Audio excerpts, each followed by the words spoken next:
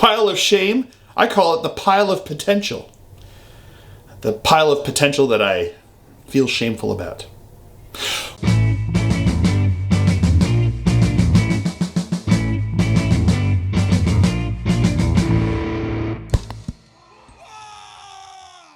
Welcome, ladies and gentlemen, to another Glacial Geek video. I'm Phil, the Glacial Geek, and today I want to talk to you about the perennial problem that we all have as wargamers, or that I think every wargamer gets as long as they're in this hobby for more than 3 seconds, and that is the pile of shame.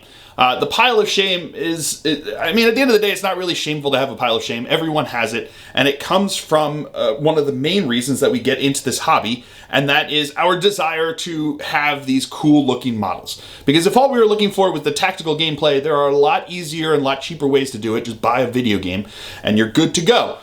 But there's something that we enjoy from having the tactile feeling of having models and being able to play with them and putting them on the table and having them look cool. And then when we build and paint them and being proud of that paint job and having them on our shelves that we can look at and be like, that's super cool. And I'm glad I have that model. I want to have this thing that comes with it. And that's a big part of why we do this hobby. And that's a big reason that people get into this hobby as opposed to any other kind of hobby adjacent to this, like board games or video games.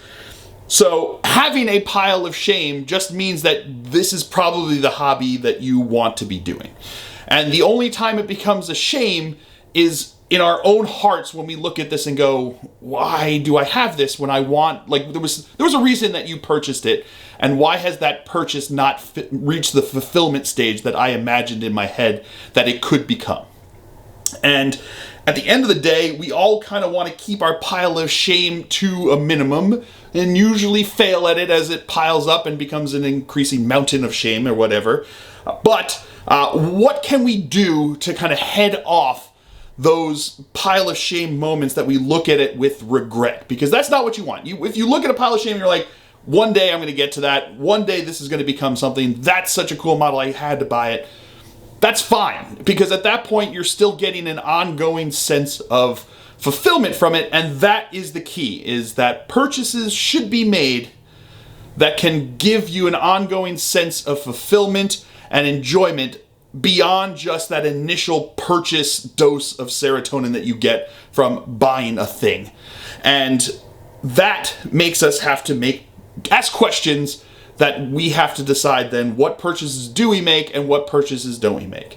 So the first thing that we need to keep in mind is that we can't fall into the trap of FOMO.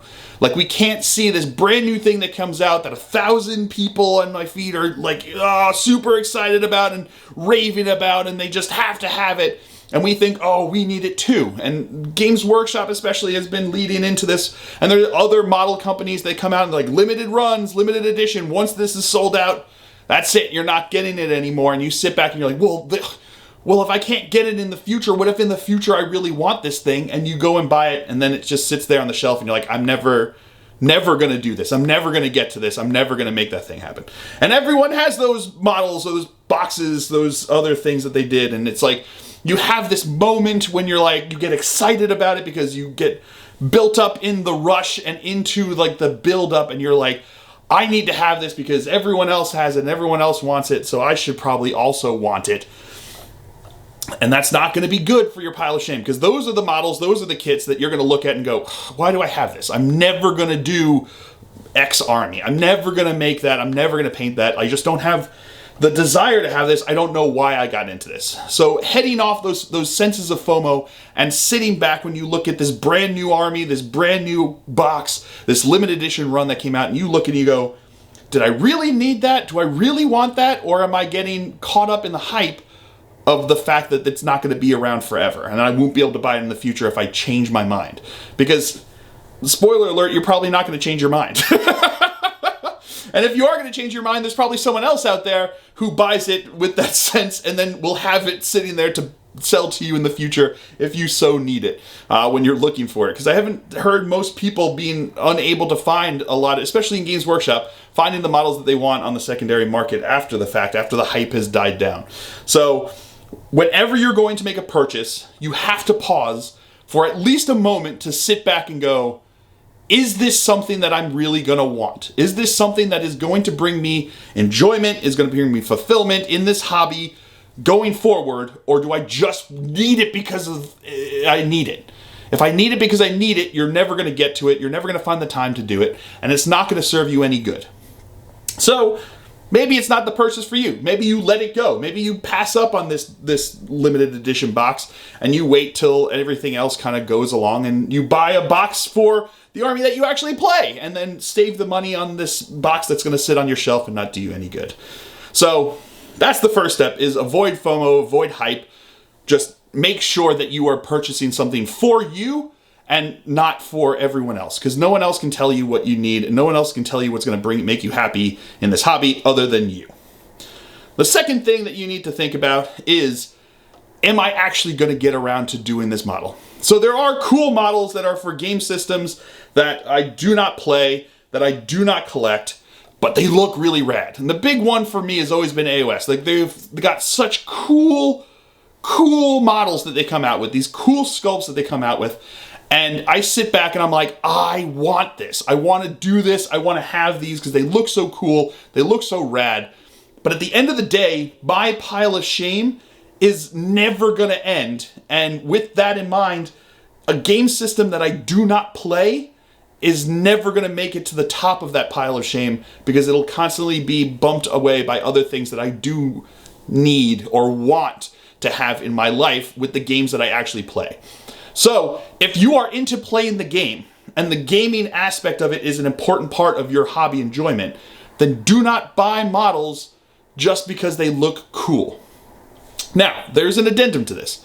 If you are in it for the hobby portion and you just want to paint cool looking models, and that's what brings you joy, and that's the aspect of the hobby that you really lean into, that's the aspect of the hobby that you find enjoyment from, then absolutely you need to buy the models that are sparking that in you, because that's what's going to end up at the top of your pile, because you don't care if you need it for the game next week because you don't have a game next week, or you have enough models painted for next week that you don't care. And you're not keeping up with the meta, you're not keeping up with the trends because you just have your army, you have your 2,000 points that you're good to go with, and you just want to have things to model and paint with on your nightly paint sessions that look cool. Then absolutely buy it. Put it up on your shelf, be really proud of it, look at it and be like, that looks rad, I had fun building it, I had fun painting it. It will provide that ongoing service. But if you're in it for the gaming, a cool looking model is not what you're looking for. You need to have something, because your ongoing enjoyment of the hobby will be models that you can use, that you can put out onto the table. Those are the ones that are going to get you amped to put out, and those are the ones that are going to be amped to build and paint, that are going to be moved from the pile of shame to the shelf of glory of the finished models that you have painted. Because the ones that you're going to play with are the ones that you're going to build and paint, because that's just what you're going to be enthused to do, that's what you're going to be enticed to do, and that's what you're going to be wanting to do. So if you can look at those models that look cool and that also will be used in your game, then perfect. That's the ones that you want to spend your money on. Those are the ones that you'll jump on, even if it's like a seemingly FOMO situation, like the guard box. So say you have a guard army and you're like, I'm going to be playing guard and I will be enthused to paint up this new unit that came with it. I actually don't have sentinels. I've got the new codex that comes with it. I'm going to buy the codex and cards anyway once they come out regularly. Perfect purchase for you. But if you're not going to be playing, if you play AOS and they come out with this guard box and you get the hype from it and you're like, man, that is a cool looking, sentinel model, I wish I could paint it, but you're not going to. So maybe give it a pass and move on from there. So 1, avoid the hype and FOMO. 2, avoid having to go into a system that you don't play. And third one, to keep down your list of your pile of shame down, is think about the systems that you want to get into. So there are plenty of reasons to get into a new system. You have people at your game store that are really into it, and you're going to be able to find games more easily by getting into it. So say you are an AOS player, but all the people at your game store play 40K. And you don't mind 40K, it's kind of cool. You prefer swords and bows to swords and lasers, but at the end of the day, you like the camaraderie and the interaction with players, playing the actual game, and the rule set doesn't bother you. It doesn't matter what you're playing, you just like playing games. At that point, perhaps you do buy some 40K games. Get into 40K because you're more likely to find games if that's what everyone's playing. You're going to be able to get out there and do what it is that you enjoy. And it's going to bring you much more fulfillment having a 40K army that's not your ideal army that you can play with on a weekly basis with people that you enjoy the company of, than having a fully painted AOS army that's not going to be doing that for you because you're going to be sitting on your shelf and you're not going to be playing the game and it's not going to be bringing that fulfillment. So at that point, getting into 40K makes a lot more sense. And getting into 40K into a new system, while an investment in money that's not your supposed ideal, will bring you more fulfillment. Or say you really like 40K. You like the aesthetic, you like the lore, you like it, and you like the armies that are involved in it. You just cannot find 4 hours to play a game with your friend on the week. All you can do is like in the evening, you've got like an hour you can get together after work and throw down some models, throw down some dice. At that point, maybe you get into a new system like Kill Team. And at that point, you're working with smaller models counts, you're dealing with less there, but you're going to be able to play the game, you're going to be able to do the thing. But perhaps you don't get into Warcry, you know? It's a game that takes about as much time as a Kill Team game, but you're not as enthused about the AOS system, you're not as enthused about like the bows and the spears as you are with the power fists and the guns. So find the system that you're going to find enjoyable that you want to get into. And don't just get into it because Warcry's a quick game so I can just get into Warcry so I can play some games. Because you're not going to be enthused or enticed to play the actual game, and those models will end up at the bottom of your shame pile because you're never going to get around to it and you're just going to be sitting there still not playing games and be with an increased pile of shame that you're never going to get to because you don't want to get into it. And the same thing goes for anything else, like a Song of Ice and Fire. Oh, I really like the show, but are you going to be able to find people that want to play it with you? You know? Or anything like Guild Ball. Well, it's a canceled game, but I can buy the box. I found it at the store, at my game store. There's like a dusty box there. I can get it. But are you going to find people that are going to want to play a discontinued game that doesn't have any ongoing support? And maybe you will. Maybe it turns out that a lot of people at your game store really like Guild Ball, and then getting into that game system is going to get you play more games. Or maybe the aesthetic of a system like Malifaux just really speaks to you as like a modeler, and you just need to have those models and build and paint them. I don't know why you would want to take such spindly models if you don't have to, but that's what makes us all different, and we all have enjoyment for different ways. So, why get into a new system? Because you can find games, because it fills a niche that you need it to fill, like time or aesthetic, because maybe you really like the aesthetic of AOS, but you're not going to be able to fully get into like a big 2,000 point AOS game because no one plays it around you. So maybe you get into something like, you know, Underworlds or something like that, where you can easily buy 2 warbands, paint them up, and now you have something that you can play with a friend. They don't need to invest into it. They don't need to go into it. They don't even need to be a wargamer. You can just teach them the games like it's a board game, and you guys can play with the things that you have. And then you get the ability to paint models that you think look cool because you like that aesthetic of, you know, sword and board. And maybe you also are able to play games with people that you wouldn't normally be able to play with, and it increases your ability to enjoyment. So, with all of these things that I said, and I'm talking about how to keep your shame pile down, first, never be ashamed by your pile. If your pile is bought from things that bring you ongoing enjoyment, like the prospect of one day having that army built, or the prospect of having that model built and painted up on your shelf, then it's not shameful to have it. It's just something that you can have that can go on with it into the future. But if it is bringing you shame to have it, those are the things that we want to avoid. And avoiding the things that I just talked about are the ways to avoid the shame aspect of your pile, and turns it from the pile of shame into the pile of potential.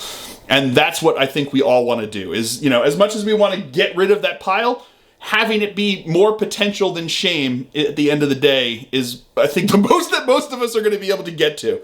So follow those lines. Make sure you're not just buying it to buy it. Make sure you're buying it because it's something that you either want to do or right now, and you want that you're going to go home and open the box immediately and do it, or it's something that's gonna, like, when you see it on your shelf, that you're not gonna feel bad about it. You're gonna see it and be like, one day that will be built and that will be painted and will be good. So even if that day were never to come, it would still at least continue to provide that sense of forward thinking and the ability to be creative and want from that going forward. So that's what I've got to say about it. It's something that I still struggle with. I've got plenty of things that I got enthused about, jumped into, and wanted to do.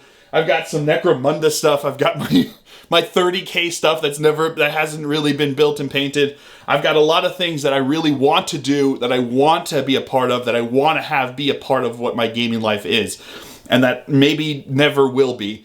But I don't look at the things on my shelf and really feel a sense of regret. I feel a sense of, I wish I had more time and desire to build and paint all these things, but I don't really feel shame, because I look at them and I'm like, I like that. I like the aesthetic of that. I want those models in my life. Perhaps I will play that game one day. And as long as the models are doing that in your pile of shame, then they're not really something to be shamed for or feel shame from. They are something to feel potential for, something to feel good about. And as long as you're not buying models that are keeping you from being able to feed yourself or pay rent, then as long as you're just using actual disposable income that you don't necessarily need on a daily basis, then at the end of the day, what you spend it on and what it's doing for you doesn't matter to anyone but you. So enjoy yourself, enjoy this hobby. Do the things that are going to bring you enjoyment, and purchase the models that are going to bring you ongoing enjoyment going forward. So don't follow the hype, don't follow the FOMO, follow your heart and do the things that you want to do. And at the end of the day, that's all you can ask for as a wargamer, because that's all you're going to get. So, let me know what you guys think. Are you like the one unicorn out there that just builds and paints one box at a time and never has a pile of shame? Are you someone that has closets full of unpainted models that are just sitting there, the knocking behind the wall, the beating heart that sits there and goes at you like Edgar Allan Poe?